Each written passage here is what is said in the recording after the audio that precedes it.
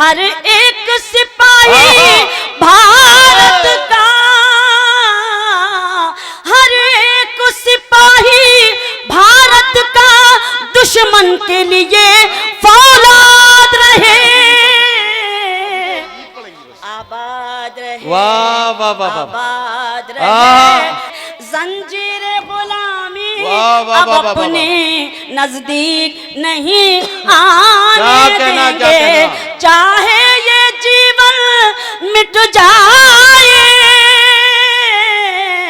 चाहे ये जीवन मिट जाए, लेकिन ये वतन आजाद रहे।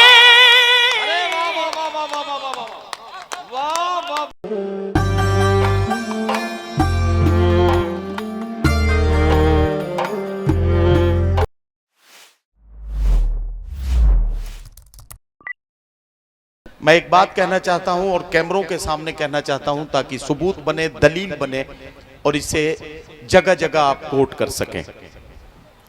सेकुलर होने का मतलब यह नहीं है कि हिंदू मस्जिद में जाके नमाज पढ़ने लगे और मुसलमान मंदिर में जाके आरती करने लगे। सेकुलर होने का मतलब यह है कि आप जिस धर्म, जिस आस्था, जिस अकीदत के मानने वाले हैं, अपनी आस्थाओं पर भरपूर तरीके से पालन कीजिए अपनी आस्थाओं का, लेकिन दूसरों के लिए इतनी गुंजाइश रखिए कि आप उनकी आस्थाओं का सम्मान कर सकें, उन्हें इज्जत दे सकें, उन्हें अकीदतों और मोहब्बतों का रास्ता दे सकें। यह है सेकुलरिज्म की परिभाषा, जिसे हमने अपने बुजुर्गों से सीखा है, जिसे हमने अपने बुजुर्गों से जाना है, और वही मैं आपकी इस मोहब्बत भरी महफिल में पहुंचाना चाहता था। अब जब यहां तक बात पहुंच गई है, अलग अलग धर्मों, अलग अलग रंगों, अलग अलग भाषाओं और अलग अलग खान पान से एक देश बनता है जिसे भारत कहा जाता है। मुझे अगर कहने दे तो मैं कहना चाहता हूं कि दुनिया भर में नजर दौड़ा के देखिए, नजर फैला के देखिए, कुछ ऐसे देश हैं कि जहां सिर्फ लंबे कद के लोग रहते हैं, कुछ ऐसे देश हैं जहां सिर्फ छोटे कद के लोग रहते हैं, कुछ ऐसे देश हैं कि जहां सिर्फ छोटी आंखों वाले रहते हैं, कुछ ऐसे देश हैं कि जहां सिर्फ घुंघराले बालों वाले रहते हैं, कुछ ऐसे देश हैं कि जहां सिर्फ गोरे रहते हैं, कुछ ऐसे देश हैं कि जहां सिर्फ काले रहते हैं। दुनिया में अकेला देश है भारत, जहां छोटे भी हैं, बड़े भी हैं, जहां गोरे भी हैं, काले भी हैं, जहां घुंघराले बाल वाले भी हैं, लंबे बाल वाले भी हैं, जहां अलग अलग धर्मों और अलग अलग भाषाओं के बोलने वाले लोग एक जगह मोहब्बतों के साथ महफिल में आके बैठते हैं, ईद की सिवैयां और होली की गुजिया मिलजुल के खाते हैं, तब बनता है ये देश, तब बनता है भारत। और तब मेरे जैसे दीवाने शायर, तब मेरे जैसे दीवाने शायर इस तरह की शायरी करते हैं कि जमीन पर घर बनाया है मगर जन्नत में रहते हैं, जमीन पर घर बनाया है मगर जन्नत में रहते हैं। हमारी खुशनसीबी है कि हम भारत में रहते हैं।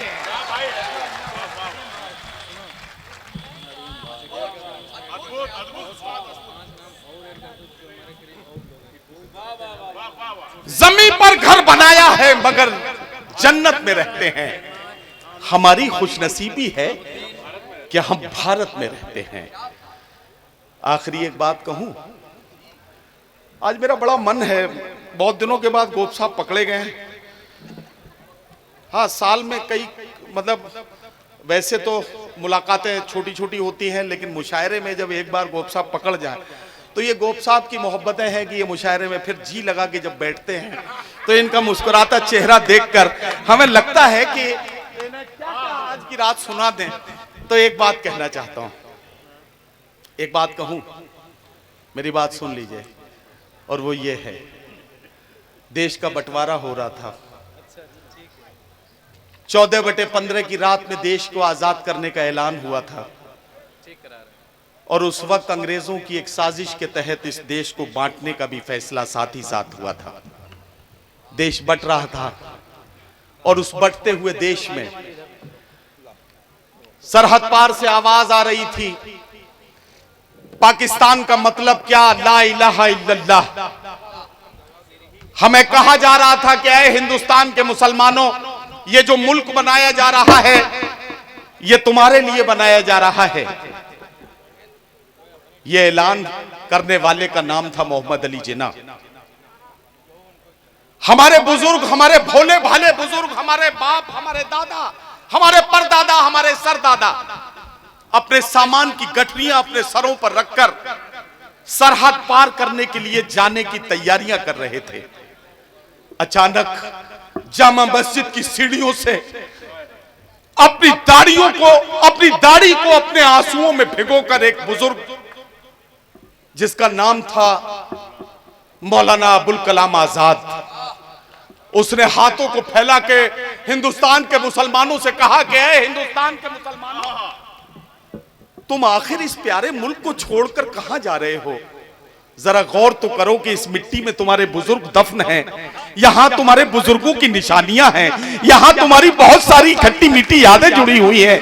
यहां इस देश को छोड़ के तुम किसकी बातों में आ रहे हो? तुम कहां जाने की तैयारी कर रहे हो?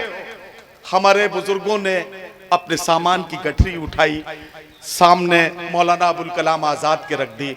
कहा, मौलाना आप बहुत शरीफ आदमी हैं, हम आपको बहुत शरीफ आदमी जानते हैं, हम आप पर भरोसा करते हैं, हम आप पर यकीन करते हैं, लेकिन मौलाना एक बात बताइए कि कभी मुल्क में अगर ऐसा वक्त आ गया कि दाढ़ी टोपी के नाम पर हमें सताया गया, नमाजों के नाम पर अगर हम पर लाठियां बरसाई गईं, तो कौन होगा जो हमारी मदद के लिए निकल कर आएगा?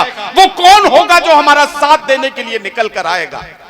मौलाना अबुल कलाम आजाद ने बड़ा तारीखी और ऐतिहासिक जवाब दिया था, हिंदुस्तान के मुसलमानों, जब ऐसा वक्त तुम पर आ जाएगा तो मैं जानता हूं कि उस वक्त न मैं होऊंगा न मेरे जैसा कोई और होगा, लेकिन एक बात यकीन रखना इस बात पर कि कोई तुम्हारा साथ देने के लिए खड़ा हो या ना हो, इस देश का संविधान, इस देश का आईन हमेशा तुम्हारे साथ खड़ा रहेगा, हमेशा तुम्हारी मदद के लिए सामने आएगा और तुम अपने देश के संविधान के साथ हमेशा जुड़े रहोगे। मैं लोगों से एक बात बड़े अदब से कहना चाहता हूं,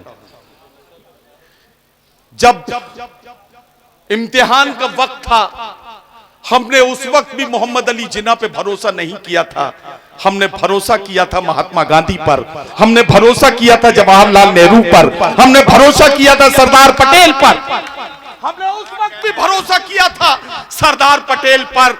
और आज जब इम्तिहान का वक्त आ रहा है तो हम किसी मजहबी ऐलान के साथ खड़े नहीं होते, हम भरोसा करते हैं अखिलेश यादव पर, हम भरोसा करते हैं मोहब्बत करने वाली आवाजों पर, हम भरोसा करते हैं नेताजी की विरासत पर। इसीलिए हम मोहब्बतों के साथ अपने पैगामात को बड़ी जिम्मेदारी के साथ पूरा कर पाते हैं।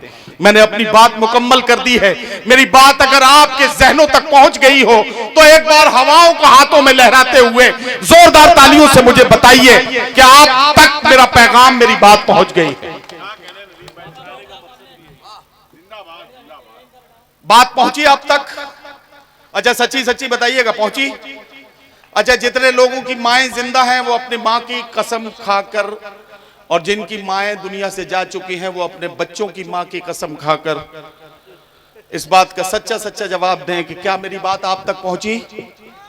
अगर पहुंची है तो तालियां एक बार और बजाइए ताकि मैं थोड़ा सा और दम ले लूं, एक सांस और ले लूं। मैं बहुत सारी बातें कर चुका हूं, अब बहुत ज्यादा कहने की गुंजाइश नहीं है। मैं किस मिट्टी का हूं यारो मेरी पहचान लिख देना, मैं किस मिट्टी का हूं यारो मेरी पहचान लिख देना, कफन के एक एक कोने पे हिंदुस्तान लिख देना। आइए इस जज्बे का इजहार करने के लिए, मैं सोचे तो कुछ और बैठा था लेकिन मैंने इरादा बदल कर इस मुशायरे के ट्रैक को चेंज किया है। मैं आवाज दे रहा हूं पूरी उर्दू दुनिया में आपकी साझी विरासत का परिचय और तारुफ कराने वाली मोहतरमा शबीना अदीब को एक खूबसूरत गीत के लिए कि वो आए और मुशायरे में एक गीत का एक मुखड़ा एक बंद पढ़कर इस मुशायरे को ऐसा खूबसूरत बना दें कि ये मुशायरा अपनी कामयाबियों के सफर पर रवाना हो जाए। जी शबीना जी। मेहमान खुसूसी मोहतरम अली जनाब अरविंद सिंह गोप साहब, समाजवादी पार्टी के सभी जांबाज नेतागढ़, शकील भाई, मुनीर भाई, तमाम आप सब जो मेरे अपने, बहुत फख्र महसूस कर रही हूँ इस वक्त, क्योंकि मैं बांगर मऊ की सरजमीन पर हूँ। जी। बांगर मऊ यहाँ से करीब बिल्हौर, और बिल्हौर से करीब जो मेरा आबाई वतन है वो है मकनपुर शरीफ। ये तो मायका है, इसलिए मेरा मायका है, मेरा अपना घर है, मेरी अपनी सरजमीन है। अब अपनों के बीच अगर मैं आई हूँ तो जरा जोरदार तालियां कैसे बजाई जाती हैं ये मुझे बजाए बांगर मऊ। बांगर मऊ है शबीना अदीब साहिबा का मायका, और माइक है सामने। अब फैसला आप ही को करना है। जरा सा एक बात कहना चाहता हूँ, आप लोग तो सब मेरे मतलब के हो गए, जरा सा डाइस पर अपने साथियों को और थोड़ा सा, हालांकि बहुत साथ दे रहे हैं आप, इसमें कोई शक नहीं, लेकिन थोड़ा सा और साथ देंगे तो अच्छा लगेगा, ठीक है ना? आइए, कितना फख्र महसूस हो रहा है जिस मंच पर वाड़ी वंदना भी हो, नात शरीफ भी हो, और हम अपने वतन का गुणगान करें, हम अपने वतन का नगमा पेश करें। हमें तो फख्र उस वक्त महसूस होता है, उस वक्त हमें अपने देश पर और ज्यादा नाज होता है। नदीम भाई इसके गवाह हैं, चाहे वो कुवैत हो, चाहे अमेरिका हो, चाहे ऑस्ट्रेलिया हो। शबीना अदीब जब माइक पर जाती है तब वहां जाकर जब अपने देश का परचम लहराती है और देश के नगमे को बुलंद करती है और देश का गुणगान करती है, तब उसको ये महसूस होता है कि कितने अजीम मुल्क में रहती है। मेरे लिए हुक्म है कि मैं वतन का नगमा पेश करूं, क्योंकि फेरिस्त भी तवील है, तो मैं चाहती हूं कि मैं यहीं से, आइए हम सब मिलकर इस मुशायरे की एक नई तारीख रकम करें। इरशाद। गुलिस्तान साहब ने इतनी मेहनतों से इस खूबसूरत महफिल का इनेकाद किया है, तो तारीख तो रकम कर ही दी है। अब आइए हम और आप मिलकर इनको ताकत देनी है, हमें इनको एक करना है। वो कैसे करते हैं वो मैं वतन का नगमा आपको पेश करती हूँ, मुलायजा कीजिएगा, देखिएगा आज के हालात, लेकिन हम क्या कहना चाहते हैं पेश करती हूँ, अपने देश का गुणगान करती हूँ और वतन का नगमा आपकी खिदमत में हाजिर है। आबाद रहे, आबाद रहे अपना ये वतन, आबाद वाह वाह वाह वाह वाह वाह, क्या कहना। आबाद रहे, आबाद रहे अपना ये वतन, आबाद रहे। क्या कहना, ये धरती है सूफी संतों की, ये धरती जिंदाबाद रहे। ये धरती है सूफी संतों की, ये धरती जिंदाबाद रहे, जिंदाबाद रहे। वाह वाह वाह, आबाद रहे, आबाद रहे अपना ये वतन, आबाद रहे, आबाद रहे, आबाद रहे अपना ये वतन, आबाद रहे। गोप साहब बैठे हैं, ये जानते हैं, ये दुबई जाते हैं मेहमान खुसूसी, वहाँ भी होते हैं और वहाँ अपने देश का परचम बुलंद करते हैं। शबीना अदीब एक बंद पढ़ना चाहती है आपकी खिदमत में, सुने। हम वक्त को काले दिनों का वो इतिहास ना दोहराने देंगे। क्या कहना, वाह वाह वाह वाह। हम वक्त को काले दिनों का वो इतिहास ना दोहराने देंगे, जंजीर गुलामी अब अपने नजदीक नहीं आने देंगे, जंजीर गुलामी अब अपने नजदीक नहीं आने देंगे। चाहे ये जीवन मिट जाए, चाहे ये जीवन मिट जाए, लेकिन ये वतन आजाद रहे। बहुत शुक्रिया। जरा आप लोग भी शरीक हो जाइए, लगे कि हाँ ये सच्चे हिंदुस्तानी, सच्चे मुजाहिद, समाजवादी के सच्चे मुजाहिद इस वक्त मौजूद है। ये सच्चा हिंदुस्तान, इससे खूबसूरत हिंदुस्तान और क्या होगा कि बांगर मऊ ने एक तारीख रकम की है इस वक्त। आबाद रहे, आबाद रहे अपना ये वतन, आबाद रहे।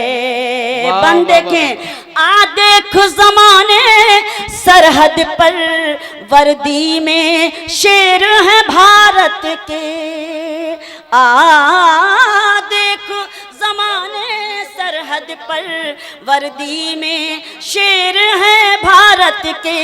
इस वास्ते नगमा गाते हैं हम घर आंगन में हिम्मत के। वाह, वाह, वाह। इस वास्ते नगमा गाते हैं क्या कहना? हम घर आंगन में हिम्मत के। हर एक सिपाही भारत का, हर एक सिपाही भारत का दुश्मन के लिए फौलाद रहे। आबाद रहे, वाह वाह वाह वाह। आबाद रहे अपना ये वतन, आबाद रहे, आबाद रहे, आबाद रहे अपना ये वतन, आबाद रहे। आखिरी बंद देखें कि जब माओ ने बेटे सौंप दिए क्या कहना? धरती को तो हम आजाद हुए। वाह वाह वाह वाह वाह। जब माओ ने बेटे सौंप दिए वाह। धरती को तो हम आजाद हुए। जिस वक्त शहीदों ने चूमा मिट्टी को तो हम आजाद हुए। जिस वक्त शहीदों ने चूमा मिट्टी को तो हम आजाद हुए। उस्मान भगत की बिस्मिल की, उस्मान भगत की बिस्मिल की सबकी कुर्बानी याद रहे। वाह वाह वाह वाह। आबाद रहे, वाह वाह वाह वाह। आबाद रहे अपना ये वतन, आबाद रहे, आबाद रहे, आबाद रहे अपना ये वतन, आबाद